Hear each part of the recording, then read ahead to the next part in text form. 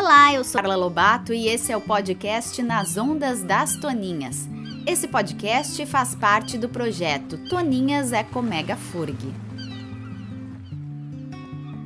Até agora, nós já conversamos sobre a pesca aqui no litoral sul do Brasil e sobre os desafios que temos para conservar a vida no mar diante de tantas mudanças que vêm acontecendo. Nesse episódio, vamos falar delas, as toninhas. Vamos entender como elas vivem, por que lugares nadam, de que se alimentam, quantos filhotes têm e o que devemos fazer ao encontrarmos uma toninha na praia ou mesmo qualquer outro animal marinho. Saber mais sobre esses animais foi uma jornada fantástica. Aprendemos diversas coisas importantes. Visitamos o Centro de Reabilitação de Animais Marinhos da Universidade Federal do Rio Grande e conversamos com a Paula. Depois, fomos ao Museu Oceanográfico conversar com o diretor Lauro Barcelos. De lá, nosso papo foi para a Praia do Cassino, onde conversamos com ambientalistas que trabalham em organizações não governamentais. Então fica com a gente, que tem muita coisa legal nesse podcast.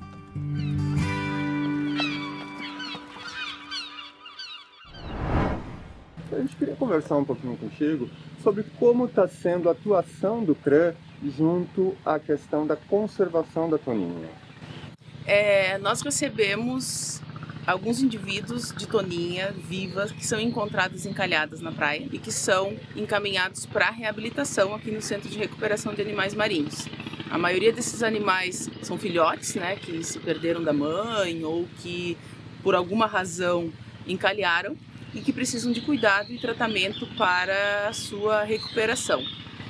É muito frequente o CRAN estar recebendo essa espécie?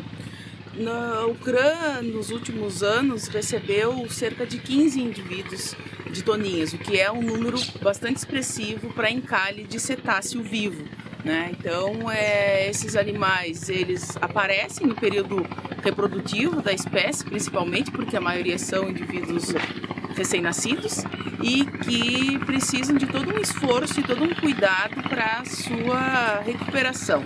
É uma atividade muito desafiadora, exige muito esforço, muito conhecimento para que a gente possa manter um animal desse sensível, estressado, né, que vive num outro ambiente completamente diferente do nosso, né, para que ele possa ter chance de sobreviver. Então, todas essas experiências no cuidado, no manejo, no tratamento desses animais, eles trazem um aprendizado muito grande, né? E isso, o ano passado, em outubro de 2020, nós recebemos Toninha, recém-nascida, e que passou 5 dias em tratamento aqui conosco e teve toda uma mobilização, inclusive internacional, para o refinamento dos protocolos de atendimento a essa espécie em cativeiro. Então, nós fazemos parte de um grupo internacional que envolve reabilitadores, especialistas, pesquisadores de toda essa região do Brasil que ocorrem toninhas, do litoral do Uruguai e da Argentina, junto com outras instituições internacionais que têm a expertise do tratamento de cetáceos em cativeiro, para juntos, a partir da nossa experiência, tentarmos elaborar um protocolo mais refinado e que dê condições de sobrevivência para essa espécie tão ameaçada em situações de manejo em cativeiro. Hoje no CRAN, quando ocorre o caso de vocês estarem recebendo uma toninha, mais ou menos quantos profissionais isso acaba mobilizando? O esforço para o tratamento de uma toninha é muito grande, porque o animal precisa de acompanhamento 24 horas, então nós fazemos revezamentos de turno para tratar desse animal, porque ele não fica em nenhum momento sozinho, né? Ele precisa de um acompanhamento permanente durante o seu tratamento, né? E além dos profissionais aqui da equipe, né, veterinários, biólogos, oceanólogos, tem todos os outros profissionais que dão suporte a essa situação, né? Então, o pessoal do laboratório que trabalha com a questão da acústica para tentar descobrir um pouco mais sobre essas informações sobre essa espécie, né? O pessoal que realiza exames complementares, como exames laboratoriais, análises hematológicas, exames de imagem para tentar descobrir mais detalhadamente as questões de saúde, condição de saúde desse animal. O trabalho de cuidados com uma toninha em cativeiro, quando ela encalha e precisa de tratamento, envolve dezenas de pessoas. E no caso desses animais que chegaram até o CREA, vocês já tiveram sucesso em casos de reinserir ele na natureza? Não, infelizmente a reabilitação, né, e a reintrodução desses animais na vida livre ou a manutenção deles vivos, mesmo que em cativeiro, em longo prazo, ainda é um desafio para todas as instituições que trabalham nessa frente, né? Por isso que existe um esforço tão grande para tentar aperfeiçoar os protocolos de atendimento e a gente poder, no futuro, ter sucesso nessa empreitada. As toninhas que nós recebemos aqui para tratamento, em sua maioria são animais neonatos, né? São animais filhotes que encalham vivos na beira da praia, provavelmente porque se perderam da mãe ou porque estão com algum problema. E esses animais, eles devem ser encaminhados para um centro de reabilitação, porque eles não têm condição nessa idade inicial de suas vidas, eles não têm condições de sobreviverem sozinhos no mar. Então, a gente sempre orienta as pessoas para que, ao encontrarem uma toninha viva, encalhada na beira da praia, não reintroduzir esse animal novamente, porque ele vai encalhar outra vez e esse processo de outro encalhe faz com que ele sofra consequências disso, como aspiração da água, porque não tem ainda condição de vir na superfície, fazer a respiração do modo adequado. Então, a gente orienta para que as pessoas, ao encontrarem um filhote de toninha encalhado, entrarem em contato com os centros especializados, entrarem em contato com as instituições responsáveis pelo resgate desses animais, para eles serem encaminhados. Laura, a gente estava conversando sobre como é que a gente poderia entender os caminhos para a gente conseguir avançar numa conservação da biodiversidade marinha efetiva. O maior desafio é tornarmos tudo isso que falamos em ação, transformar o discurso na ação. Existe muito discurso, existe muita informação, existe muito conhecimento. Claro que nunca é demais conhecimento. É importante que se busque conhecimento, porque quanto mais conhecimento, provavelmente melhor será a ação. Agora, o problema todo é que nós precisamos ações sobre aqueles e aquilo que causa o problema. Nós lidamos muito nas consequências. Nós colocamos todo mundo a juntar lixo, achamos que o caminhão do lixo tem que ser cada vez maior, o lixão é uma montanha absurda de quantidade de lixo que se produz, cada vez se produz mais e mais e mais lixo. Mas nós deveríamos agir no que causa esse lixo, nos produtores do lixo. E isso é um problema que no final ele vai agir sobre a vida marinha. Porque aqui no nosso centro de recuperação, nós trabalhamos com os animais que foram presos nas redes, que comeram plástico, que comeram tampinha de garrafa, que comeram garrafa PET, que se cortaram nos fios e cabos que foram jogados. Então, é um ataque e é um trabalho que não tem fim. Por aqui chegam quase 300 animais por ano e muitos deles vítimas, a maior parte deles são vítimas da ação humana.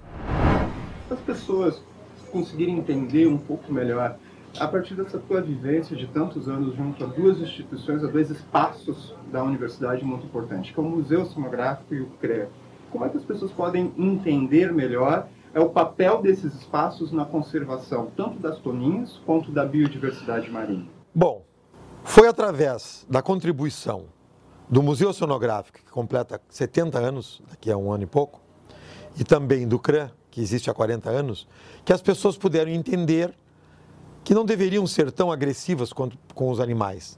Os leões marinhos aqui eram alvo de revólveres, de tiros com balas de chumbo.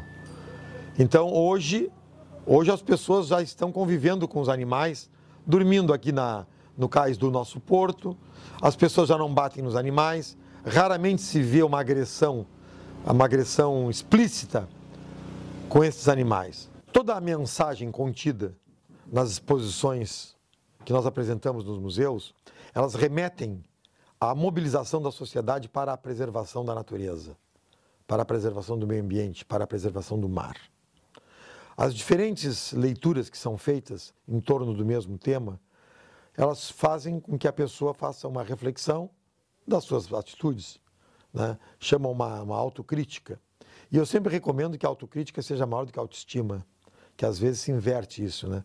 As pessoas se sentem tão empoderadas que são capazes de destruir a natureza, muitas vezes sem mesmo perceber que estão destruindo, por atitudes que não são pensadas antes de ser tomadas. Então, a contribuição dessas instituições, elas são grandes, né? Eu não saberia te dimensionar o quanto, né? Porque é difícil fazer achar esse número, mas, por exemplo, no último ano nós tivemos 83 mil pessoas que passaram pelas instituições. Nós temos gente que vem aqui ao museu, que eu conheço, pessoas que vieram aqui há 30, 40 anos atrás, e são pessoas que hoje estão mobilizadas na preservação do meio ambiente. Essas instituições elas contribuem para uma visão mais completa e também para que se desenvolvam comportamentos mais harmônicos entre o homem e a natureza. Nós precisamos modificar as pessoas, nós precisamos fazer com que as pessoas se reencontrem com a natureza, mas não de uma maneira predadora, não de uma maneira irresponsável. Nós precisamos que esse encontro seja um encontro harmonioso, que seja um encontro pacificado. A Terra é velha e poderosa. A Terra não vai se desmanchar. O que está em jogo é a vida. A vida, sim. As frágeis formas de vida, que tantas já foram destruídas pela ação humana. E também nós temos que entender, tudo indica que os nossos comportamentos equivocados aceleram os processos impactantes negativamente no nosso planeta e, obviamente, atingindo não somente as pessoas, mas atingindo todo o contexto de vida, que não é pequeno, né? Então, nós temos destruição nas Américas, temos destruição na África, temos destruição na Ásia, temos um contingente humano que muitas vezes não entende absolutamente nada sobre o que significa a água. Nós maltratamos a água, e a água é a fonte de vida. Nós não podemos achar que temos água infinitamente só porque vivemos aqui rodeados de água, até porque a água que nós temos aqui é salgada, salobra. Então nós deveríamos ter muito mais cuidado com o lugar que a gente vive, com a terra, com a natureza, com o mar, com a água, do que nós temos. Quanta curiosidade, não é mesmo? E fique com a gente que no próximo bloco a gente conversa com o Eduardo e com a Silvina. Eles vão nos contar o que as pesquisas sobre toninhas têm revelado. E se você não se inscreveu ainda no nosso canal do YouTube, vai lá, clica no Ecomega-FURG e te inscreve, para navegar com a gente no podcast Nas Ondas das Toninhas.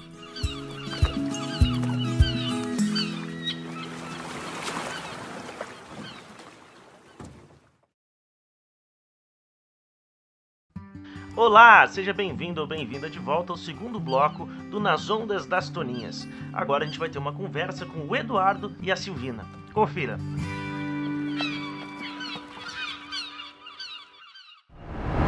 Eduardo, a gente sabe que a toninha é um golfinho que vive somente na costa do Brasil, do Uruguai e da Argentina. Mas como que a toninha se tornou uma espécie de golfinho tão importante para a proteção da vida no mar? A toninha ela faz parte de um grupo de golfinhos que a gente chama golfinhos de rio, embora ela não seja um golfinho de rio, mas evolutivamente ela pertence a um grande grupo dos golfinhos de rio.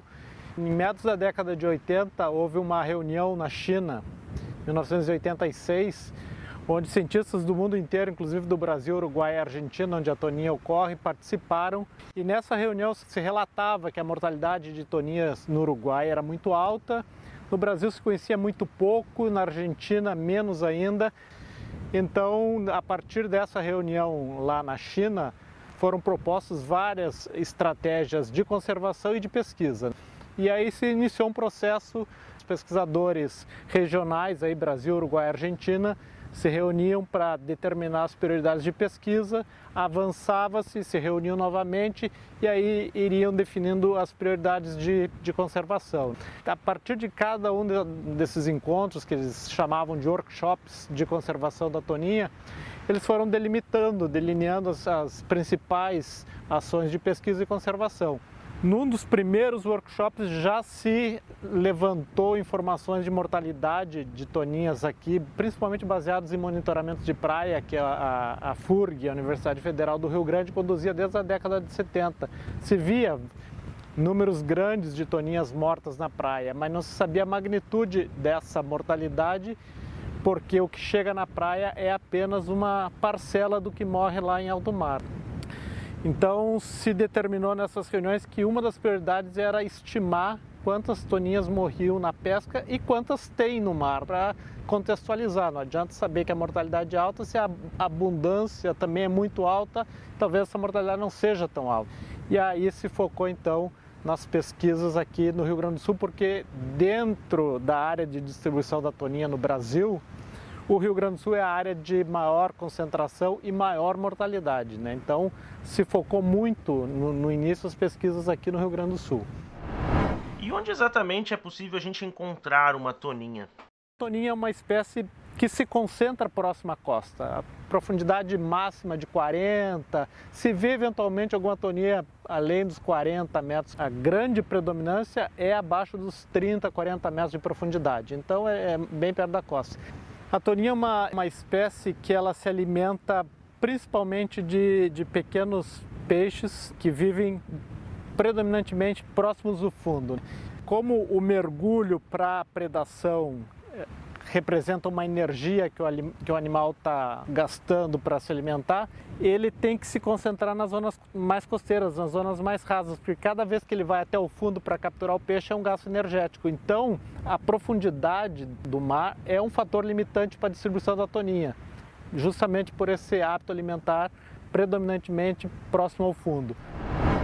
E tu poderia dizer pra gente brevemente assim do que se trata, né? Qual é o objetivo do projeto Ecomega, o Toninhas Fumbil? Aconteceu a publicação da edição normativa do EMALI em 2012 para o ordenamento da pesca de EMALI, que é o principal problema de conservação da toninha, mas a avaliação desse ordenamento do EMALI, a avaliação da eficiência dele para reduzir as mortalidades de toninha nunca foram feitas. Então o objetivo desse projeto do Ecomega, o projeto Toninhas Fumbil, é justamente avaliar a eficiência da edição normativa 12 de 2012 na redução da mortalidade de toninha e em outras espécies que fazem parte do mesmo ecossistema. Oi Silvina, tudo bem? Tu tem como comentar com a gente como é a reprodução das toninhas? A toninha é uma espécie que se reproduz bastante cedo na vida.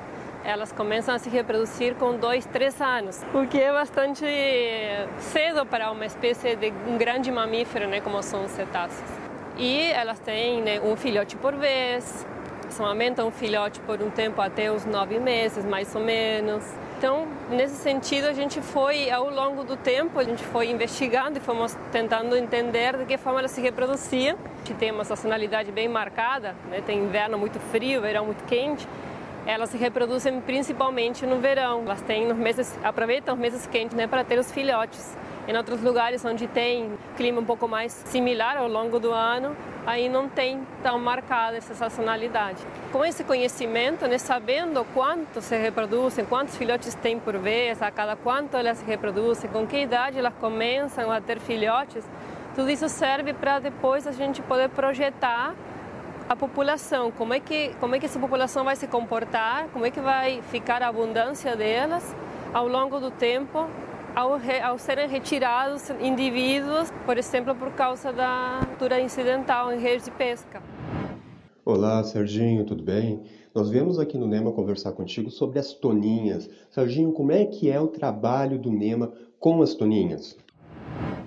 Toninha, para nós, para o NEMA, né, representa como uma espécie bandeira, né? A gente sabe que está protegendo ela, vamos estar protegendo todo esse nosso ecossistema. Bom, né, um dos papéis principais da ONG é fazer essa relação entre a universidade, os pesquisadores e os gestores públicos e os usuários, os pescadores, né? A gente tem que entrar em algum consenso, cada um vai puxar para o seu lado, mas a gente tem que discutir a gestão pesqueira. O que falta no Brasil, que é uma vergonha, é a questão da gestão pesqueira. Nós não temos nem a estatística de pesca. Como é que nós vamos fazer gestão pesqueira sem estatística de pesca? Então a toninha possibilita chegar no governo, chegar nesses órgãos governamentais e cobrá-los. Termo empatia interespecífica. Geralmente pensamos só com os seres humanos, né? Mas a gente também tem que ter com os outros animais. Então, saber que esses animais estão vindo à extinção em função de uma pescaria, onde captura principalmente fêmeas e filhotes, onde estão no seu período recém-nascendo, onde elas estão amamentando, isso nos causa uma dor muito grande. Então, ter essa empatia simplesmente só por ela já basta. Claro que a gente sabe que tem outras relações, mas só por proteger uma espécie, né, que ela é praticamente a única da sua família, extinguindo essa espécie, a gente está extinguindo toda uma linhagem que já existiu. Então, acho que isso é muito emblemático para a nossa região. Lauro, e qual é o sentimento que quem trabalha pela proteção, pela conservação das toninhas tem em relação a esses animais?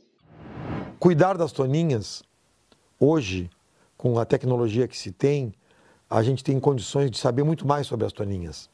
As toninhas são animais queridos, são animais amorosos, são animais que a gente adora eles. É uma fauna carismática da extrema importância. Muitos conhecimentos são adquiridos pelos pesquisadores que atuam diretamente sobre esse grupo de animais e são com esses conhecimentos que nós conseguimos estabelecer algumas medidas de proteção. Sabe o Eduardo que conversou com a gente? Quando ele começou a pesquisar as toninhas, se sabia muito pouco sobre elas. Quase ninguém viu uma toninha, já que elas são animais que vivem na costa, mas em alto mar. Ele e outros pesquisadores, há mais ou menos 30 anos, começaram a fazer sobrevoos de avião sobre o mar do Rio Grande do Sul, buscando fotografar e procurando mapear os grupos de toninhas que vivem por lá. Em um desses dias de sobrevoo lá no Museu Sonográfico, mais ou menos no meio da tarde, o Lauro Barcelos recebeu uma ligação, avisando que o avião teria caído perto de Torres. Foi um momento de grande preocupação e uma operação de resgate foi realizada.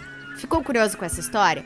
Então vai lá no nosso canal do YouTube Ecomegafurg e acompanhe o nosso vídeo documentário. A realização do projeto Conservação da Toninha é uma medida compensatória estabelecida pelo termo de ajustamento de conduta de responsabilidade da empresa PetroRio, conduzido pelo Ministério Público Federal, Rio de Janeiro. A gente te espera lá!